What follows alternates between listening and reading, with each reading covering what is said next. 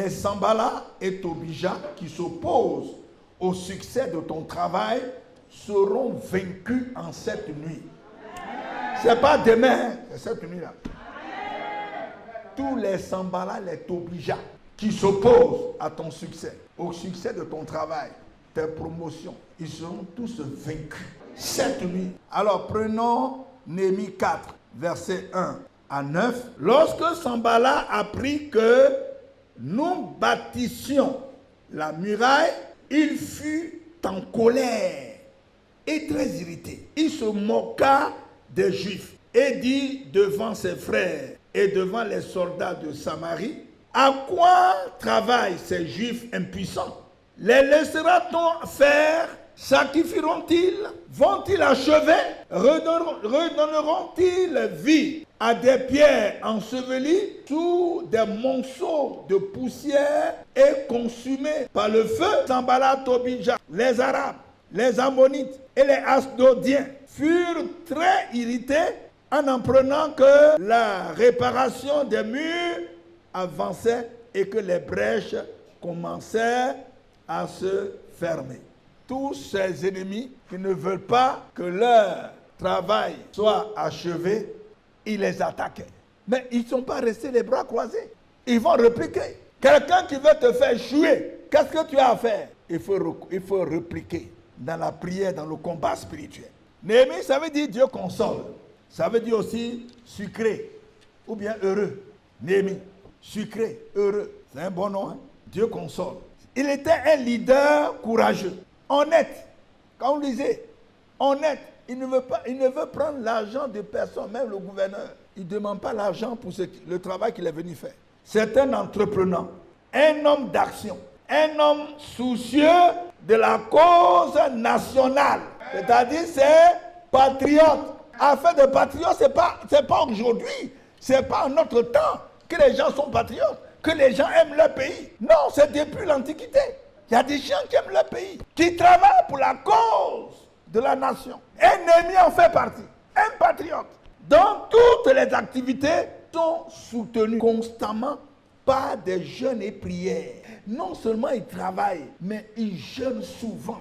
Parce qu'il sait que si le travail n'est pas soutenu par la prière, c'est un échec. Parce qu'il y a beaucoup d'ennemis du travail. Quand vous travaillez, sachez qu'il y a des ennemis qui chercheront à vous faire tomber ou bien à vous amener à échouer dans votre travail. Et ils vont se moquer de vous. Amen. Amen. Donc vous voyez, Néhémie c'était un leader qui aime son pays, qui veut rebâtir son pays, un leader qui jeûne et qui prie. Et tous ceux qui le suivent, il les entraîne dans cette résolution-là.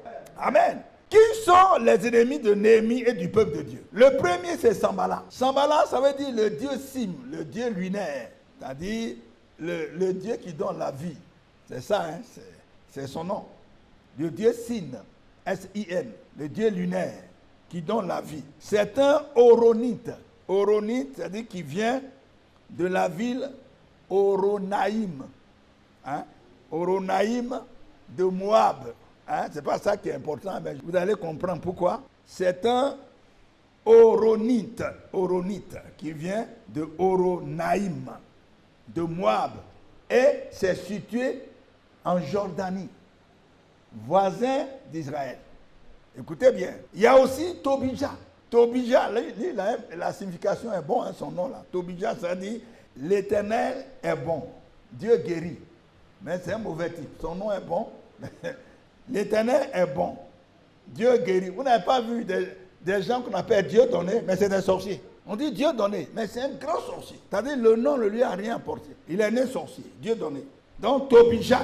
Tobija, c'était un ammonite. Ammonite, c'est-à-dire qui vient du peuple Ammon. Ammon, A-2-M-O-N. Actuellement, où c'est situé, c'est une partie de la Jordanie encore, vous voyez. On parle de Sanballat en Jordanie, mais Tobija, qui est ammonite, c'est une partie de la Jordanie. Toujours voisin d'Israël. Geshem. Geshem, ça veut dire étranger en ce lieu. Évidemment, c'est un étranger, c'est un arabe. Un arabe et qui est venu avec d'autres arabes pour attaquer ceux qui veulent rebâtir les murailles. Et enfin, les Asdodiens. Asdodiens, on a lu tout ça dans ces passages. Asdodiens vient de Asdod. Asdod qui est situé au sud-ouest d'Israël. Vous voyez? Donc, tous ces ennemis-là, ils sont tout autour d'Israël. Donc, je disais, vient de Asdod, situé au sud-ouest d'Israël. C'est une ville des Philistins. Voilà. Donc, vous voyez, tous ces ennemis-là se sont ligués contre Néhémie et le peuple de Dieu qui est venu pour travailler, pour relever, rétablir la vie de Jérusalem, qui a été détruite au temps de la déportation. Quand les Babyloniens sont venus, ils ont déporté plusieurs Israélites, ils ont détruit la ville, détruit le temple. Et maintenant que les gens ont commencé à venir, tous ceux qui sont allés en captivité sont venus en plusieurs vagues. Donc, il y a le groupe de Néhémie. C'est de ceux-là qu'on parle aujourd'hui. La Bible dit dans Ésaïe 54, verset 15, « Quiconque se liguera contre toi tombera sous ton pouvoir. » C'est-à-dire tombera devant toi. C'est-à-dire tous ceux qui vont se mettre, qui vont comploter contre toi. Si tu te lèves pour prier, ce n'est pas parce que c'est écrit que ça va agir automatiquement en ta faveur. Non! C'est un décret. Tous ceux qui vont se mettre ensemble, en confrérie, les sorciers qui vont se mettre en confrérie contre toi, si tu te lèves pour prier, ils vont tomber. Personne ne me dit bon amen. Il y a des chrétiens qui disent moi, mais qui est contre moi-même? Est-ce que moi-même, je n'ai rien? Ils seront contre moi, pourquoi? Mais ce que tu oublies, c'est le fait de devenir chrétien. C'est grave. Le fait de devenir chrétien fait de toi ennemi du diable, ennemi des sorciers et des méchants. On n'a pas besoin d'avoir de l'argent pour avoir des ennemis. Amen. À partir du verset 1er, il a dit ceci. Oh Dieu, ne reste pas dans le silence. Ne te tais pas et ne te repose pas, oh Dieu. Mais pourquoi le psalmiste dans sa prière dit ça? Parce qu'il a vu quelque chose. Car voici, tes ennemis s'agitent. Ceux qui te haïssent lèvent la tête. Quand il a dit, il dit à Dieu tes ennemis. Ça veut dire les ennemis du peuple de Dieu. Ce sont les ennemis de Dieu lui-même. Est-ce que toi tu sais ça? Au lieu de rester à pleurer, il faut commencer à prier. Verset 4. Ils forment contre ton peuple des projets pleins de ruses et ils délibèrent contre ceux que tu protèges. C'est-à-dire, ils se sont mis ensemble, ils sont en réunion et puis ils vont voter. Qui on va tuer? À qui on va créer des problèmes? C'est ce qu'on dit délibérer. C'est vote. Quand ils ont voté, maintenant ils vont choisir. Verset 5. Venez, disent-ils, exterminons-les du milieu des nations et qu'on ne se souvienne plus du nom d'Israël. Il faut mettre ton nom là où on a mis Israël. Venez, disent-ils, exterminons-les du milieu des nations et qu'on n'entend plus parler de Jeannette. Ça veut dire quoi? Qu'on n'entend plus parler de Pierre, qu'on n'entend plus parler de Naoumou. Ça veut dire qu'on finisse avec lui. Donc, voici ce qui sort d'une réunion de sorciers. À partir du vers 6 jusqu'au 9, on est en train de citer tous ceux qui sont en confrérie, qui sont en train de faire cette réunion. On dit ils se concèdent tous d'un même cœur. Ils font une alliance contre toi. On les cite maintenant. Comptez les tentes d'Édom et les Ismaélites, Moab et les Aganéniens, Gébal, Ammon, voilà Ammon qui est ici encore, Ammonite, Amalek, les Philistins. Vous voyez tout ce qu'on a cité tout à l'heure là. Ils sont dedans. Avec les habitants de Tyr. La Syrie aussi se joint à eux. Elle prête son bras aux enfants de Lot. Assyrie est encore un peu loin. Mais elle dit, qui vous voulez tuer là? C'est Israël. C'est Naoumou Dibeu. Ah non, là, moi aussi je viens vous aider. Parce qu'il y a longtemps même, je l'attends. Vous voyez la confrérie? Quand vous avez compté ces peuples-là, c'est combien de peuples? 10 peuples, ce n'est pas 10 personnes, hein? 10 peuples. Si vous voulez 10 contingents, pour venir en finir avec Israël, pour venir en finir avec les enfants de Dieu. Est-ce que tu sais combien de personnes, combien de sorciers, de méchants qui se sont levés contre toi seul Je vais vous donner les détails tout à l'heure. C'est pourquoi moi j'aime les veiller parce qu'on a la nuit pour enseigner. Les dimanches, on n'a pas le temps. Il y a des chrétiens qui aiment les dimanches pour aller danser, se trémousser, comme on dit. Hein? Mais après ça, vous retournez à vos problèmes. Les veillées, on a le temps de prier, on a le temps d'écouter les enseignements.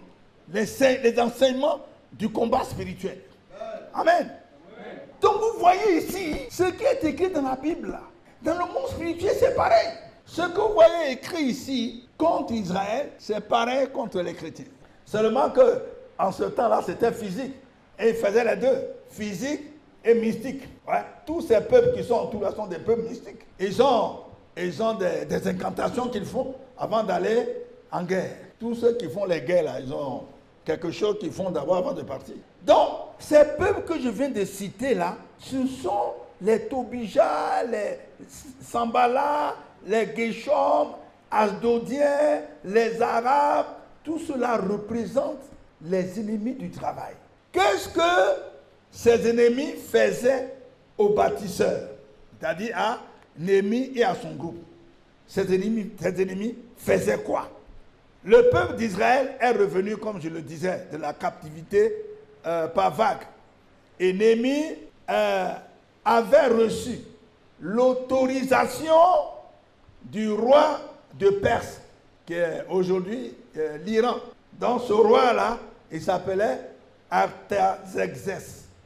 Artaxerxès, c'est écrit dans vos Bibles. Donc il a demandé la permission à ce roi pour venir rebâtir Jérusalem.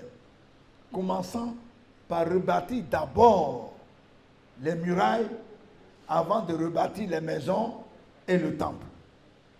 Et cela s'est passé vers 444 avant Jésus.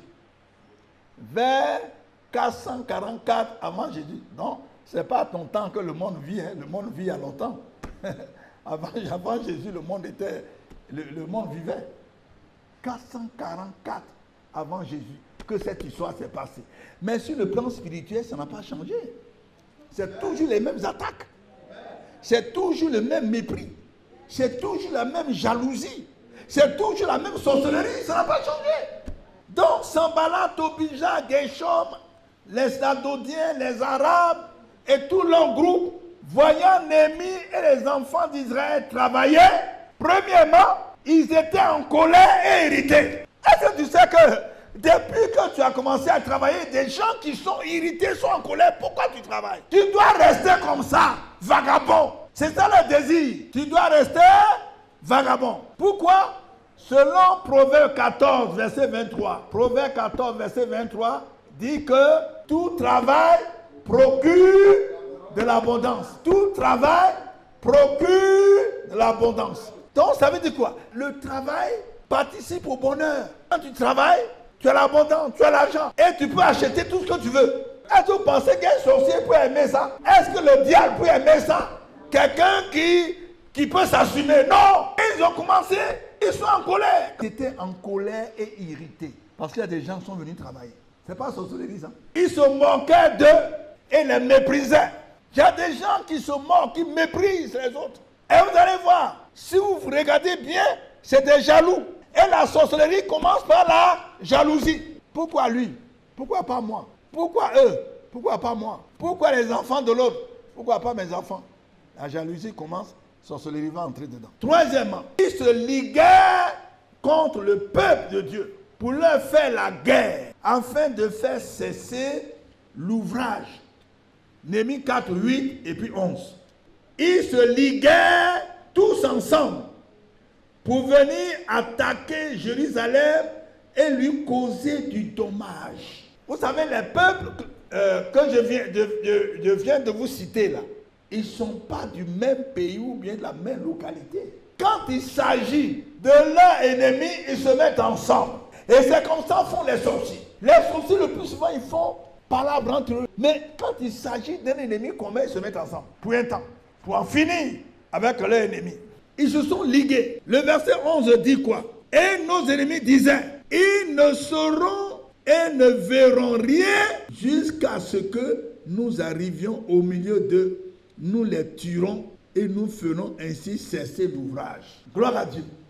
C'est l'iguerre. On va revenir sur ça, ce que je viens de lire là. Donc, ils se mettent ensemble pour avoir la force. Mais les chrétiens ne se mettent pas ensemble. Quand on parle de veiller, il y a des gens qui viennent plus en veiller à l'Abidjan. Non, je suis trop fatigué. Je suis trop fatigué. Pourquoi? Parce que j'ai trop travaillé. Mais quand on va te chasser de ton travail là, tu auras le temps de prier.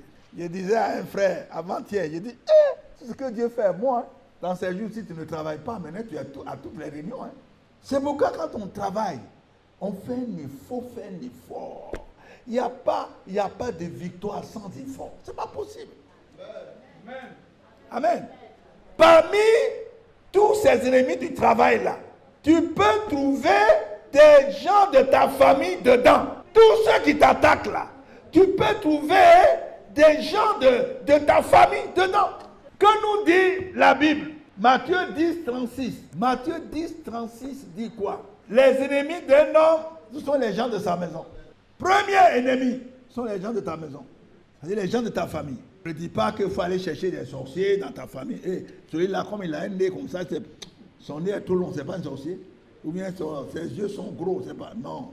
Ou bien ses lèvres sont rouges. L'abus du sang jusqu'à. Non, non, non. La Bible t'enseigne que tu dois être prudent. Si Dieu ne t'a pas fait de révélation sur telle personne, il faut prendre tes précautions dans la prière. C'est important. C'est la prière qui va te protéger. Et ces gens-là peuvent aussi être tes collègues. Tes collègues là, il y a plusieurs sorciers dedans. Il y a plusieurs mystiques dedans. Plusieurs jaloux. Pourquoi tu occupes telle place? Pourquoi tu as avancé? Il y a une sœur qui me disait qu'il y a une de ses collègues qui faisait venir des jours la nourriture pour partager aux gens. C'était l'envoûtement jusqu'à ce que Dieu lui dise fais attention à cette nourriture-là. Parce que si tu manges cette nourriture, tu seras abaissé et puis elle sera élevée. C'est un envoûtement. Mais plusieurs chrétiens qui ne sont pas enseignés dans le combat spirituel, ils voient tout le monde comme ça. Ma copine, ma collègue, comment ça s'est passé le week-end? Bah, dans la main, tape ici. Ah, c'est ce collègue-là qui est en train de creuser sous toi, comme on dit en Côte d'Ivoire. Il creuse ton en bas, jusqu'à ce qu'un jour, tu t'écroules. C'est fini pour toi. Jésus disait, celui qui mange le même pain que moi, c'est lui qui va me trahir. Son propre collègue, Judas, collègue de même service. L'ennemi n'est pas loin. Souvent on dit, est-ce que ce n'est pas la famille de l'autre village là? Ce n'est pas eux qui m'attaquent. Ils sont dans ta maison. Quelqu'un que tu vois tous les jours au travail. C'est lui, dans le monde spirituel, qui a levé le talon contre toi. C'est-à-dire qui a comploté contre toi. Souvent même dit, ouais, il faut parler. Parle. Ouais, la personne va commencer. Dis le chef là. Non, il est bizarre. Et puis toi, oui, moi-même, celui-là, non, c'est pas possible. Et puis actuellement, on peut enregistrer. Actuellement, on peut enregistrer. T'enregistres. Et puis il va faire écouter ça au chef. Les chrétiens qui parlent beaucoup dans leur bouche là, ils n'ont aucune retenue. Oh, parmi nous là, il y a des serpents, des collègues serpents qui cherchent qu'on t'efface de cette entreprise. Parce que, étant sorcier, il a vu ton étoile. Il dit, si toi tu restes ici, là, tu vas le dépasser. Il l'enregistre et puis le parfum écoute. Non, mais il va commencer. Voilà ce que. Elle a dit ça, il a dit ça, il a dit ça. Il dit, mais quelles sont les preuves? Puis il sort le portable, il dépose. On t'appelle.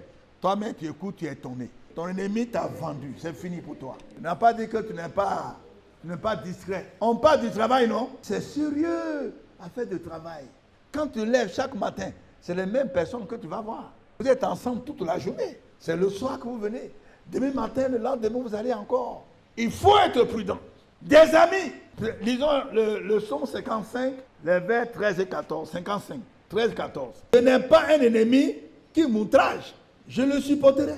Ce n'est pas mon adversaire qui s'élève contre moi. Je me cacherai devant lui. Mais c'est qui? 14. C'est toi que j'estimais mon égal. Toi, mon confident et mon ami. C'est toi qui me fais tomber. Le premier président disait, j'ai plus peur de mes amis que de mes ennemis. Parce que l'ennemi, lui, il vient. Tu sais que c'est l'ennemi. L'ami, tu ne peux pas le savoir. Si Dieu ne t'a pas fait une révélation. C'est pourquoi il faut toujours prier. Parce que la prière va te protéger sur ce que tu ne connais pas encore. Ce qui ne t'a pas encore révélé, la prière va te garder, te protéger. Mais personne n'aime la prière aujourd'hui. Les gens aiment les prophètes. Ainsi parle l'Éternel. C'est fini, c'est fait. C'est fait pour toi. Tu n'as même plus besoin de prier parce que c'est fait. Jésus a tout accompli déjà à la croix. Si Jésus a accompli la croix, toi tu as accompli quoi? Toi tu as fait quoi? Comme quelqu'un disait aux chrétiens, Abidjan ici là, dormez, ne priez pas, hein, dormez, dormez seulement. Ça va vous surprendre. Un matin comme ça, ça vous surprend. Nous on est déjà partis. Ne priez pas. Causez, cherchez les prophètes seulement. Ainsi parle l'Éternel. Donne 300, donne 200. Ils n'ont pas l'argent, mais vont trouver 300. Ils vont trouver 200. Quelqu'un même qui te demande de donner l'argent, mais de prier pour toi. Il faut comprendre déjà que c'est faux.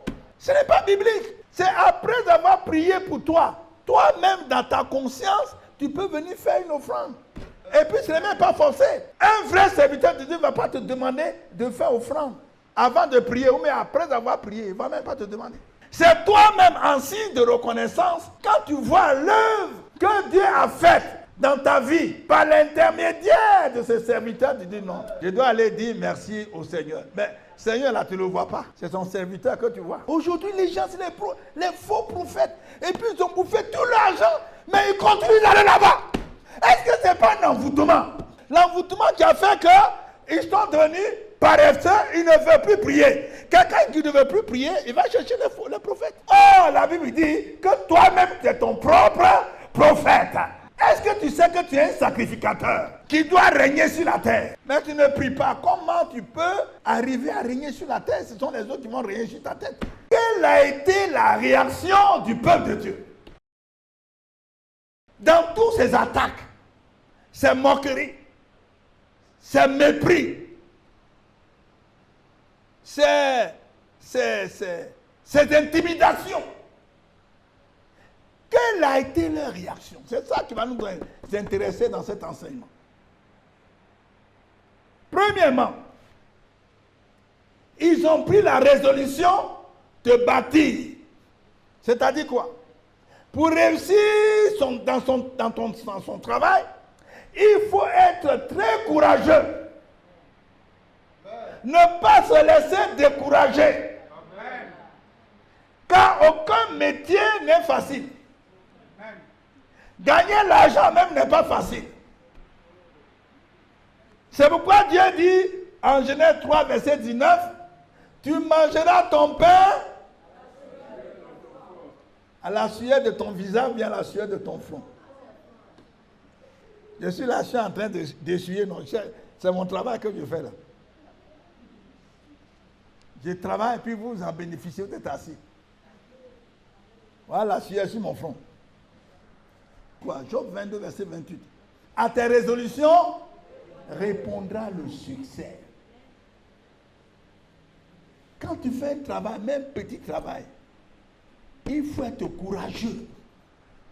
Oui, il faut tenir bon. Il ne faut pas dire non, c'est trop difficile.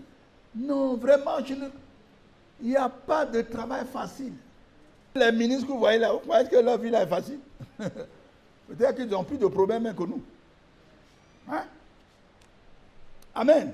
Amen. Deuxièmement, Néhémie 4, verset 9. Écoutez ça. Hein?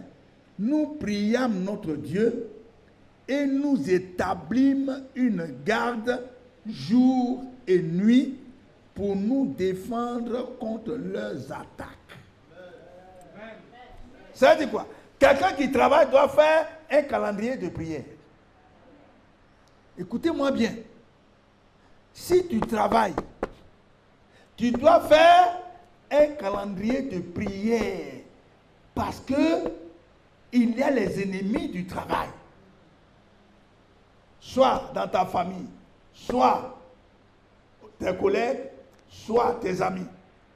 Donc, il faut faire un calendrier de prière, de combat spirituel pour prier contre les ennemis de ton travail, les ennemis de ton succès, les ennemis de ta promotion, les ennemis de ta prospérité. Jour et nuit, tu dois faire un calendrier de prière tous les jours, jour et nuit. Moi, j'ai toujours conseillé aux gens d'avoir un temps de prière la nuit. C'est très important dans le combat spirituel. C'est la nuit que tout se passe. Toutes les victoires que vous voyez le matin, ça s'est passé la nuit. Et c'est la nuit que tous les mystiques, les satanistes, les sorciers travaillent. Il y a un homme qu'on vient de nommer, parmi tous ses collègues, c'est lui qu'on a pris, on l'a nommé. Et il a pris le fauteuil de responsable, au directeur adjoint. Mais il ne peut pas s'asseoir longtemps sur le siège là. Quand il s'assoit dessus, il est malade. Il est malade, il va faire une semaine. Il revient s'asseoir encore. Il est malade, il va aller faire une semaine. Il vient s'asseoir, il est malade. Quand il ne vient pas au travail, il est guéri, il est en bonne santé. Les gens sont allés prier dans son bureau. Ils ont proclamé tout ça, de prières, de proclamations, tout ça là. Rien du tout. C'est un groupe d'intercesseurs qui est parti dans ce bureau. Et puis le Seigneur leur a dit, le problème c'est le siège. Parce qu'eux-mêmes, ils se sont rendus compte que c'est quand la personne vient s'asseoir qu'il est malade. Donc, le problème c'est le siège. Or, le siège, c'est l'autorité. C'est sa nomination. Or, ses collègues ont un problème avec sa nomination. Qu'est-ce qu'ils ont fait? Ils ont décousu le fauteuil, ils ont mis un talisman dedans et puis ils ont recousu soigneusement. Donc, le siège devient un hôtel de mort. C'est un esprit de mort qu'ils ont mis dedans. C'est-à-dire, s'il reste longtemps là, il va mourir. Et puis on va voir, comme disaient les frères de Joseph, on va voir ce que deviendront ces songes. Donc, les intercesseurs disent, déchirons ce fauteuil, on va voir ce qu'il y a dedans. On a déchiré, voilà le talisman. Ils ont fait sortir ça, ils ont prié, ils ont brûlé. Et puis le gars est venu s'asseoir. Il n'y a plus rien. Il est resté là pour régner. Donc vous voyez ce que peut faire le combat spirituel. On enseigne les chrétiens, on passe à la radio, à la télévision, personne ne nous écoute. Personne. Quand on écoute, le ciel est à mon cou là, laissez. Et ils n'ont qu'à rester là, prier. Est-ce que Jésus-Christ n'a pas fait tout ça pour nous? Mais quand vous entendez des gens, des chrétiens, parler ainsi, vous vous demandez, ils sont sur quelle planète? C'est-à-dire qu'ils n'ont rien compris. Or, la foi vient de ce qu'on entend. Et ce qu'on entend vient de la parole. C'est des gens qui n'ont jamais entendu ces genres d'enseignements sur le combat spirituel. Ils ne connaissaient rien. Pour eux, la vie chrétienne, c'est comme ça. C'est pourquoi il y a plusieurs chrétiens qui sont morts avant leur temps. Ouais, plusieurs sont morts. Même s'ils sont allés au ciel, mais ils sont partis avant leur temps parce qu'ils ont négligé le combat spirituel. Savoir que Dieu combat pour ceux qui s'engagent dans le combat. Est-ce que mon français est clair? Dieu combat pour ceux qui s'engagent dans la prière, dans le combat spirituel. Tu dois savoir, si tu pries, Dieu est avec toi. Dieu combat pour toi. Néhémie 4, verset 20. Au son de la trompette, rassemblez-vous auprès de nous, vers le lieu d'où vous l'entendrez. Notre Dieu combattra pour nous. Amen. Notre Dieu combattra pour nous. Et puis quand vous lisez dans Exode 14, 14. Exode 14, 14, Moïse a dit quoi? Il dit, restez tranquille. Vous n'aurez rien à faire, car Dieu combattra pour vous. Et vous continuez de marcher. Il dit, l'Éternel combattra pour vous. Et vous, gardez le silence. Gardez le silence. Verset 15, il dit, 15, Exode 14, 15. L'Éternel dit à Moïse, pourquoi ces cris? Parle aux enfants d'Israël et qu'ils marchent, qu'ils continuent de marcher. Il ne faut pas murmurer, continue de prier. Même si ça met beaucoup d'années, continue de prier. Un jour, Dieu va te sauver par ses prières. Amen. Des prières ne sont jamais des prières en vain. Même si tu n'es pas exaucé aujourd'hui, tes prières sont dans un bol d'or. Le moment viendra où Dieu va soulever le bol de tes prières et puis va verser sur la terre pour régler tes problèmes. L'ennemi ne veut pas que tu réussisses dans ton travail. Ne veut pas que tu sois heureux, que tu sois prospère. Mais si tu tiens bon dans la prière, un jour Dieu va te lever. Un jour tu vas te lever et tout le monde, tous ces confréries, ces membres des confréries vont reconnaître que malgré tout ce qu'ils ont fait pour t'arrêter, ils n'ont pas pu. Et ils vont reconnaître que ton Dieu est plus puissant que leur Dieu. Et ils sauront que ce Dieu-là est un Dieu fidèle à tous ceux qui crient à lui. Tous ceux qui l'appellent à leur secours, Dieu les secoue, Dieu combat pour eux. Et il renvoie le malheur sur la vie de leurs ennemis. Que Dieu vous bénisse.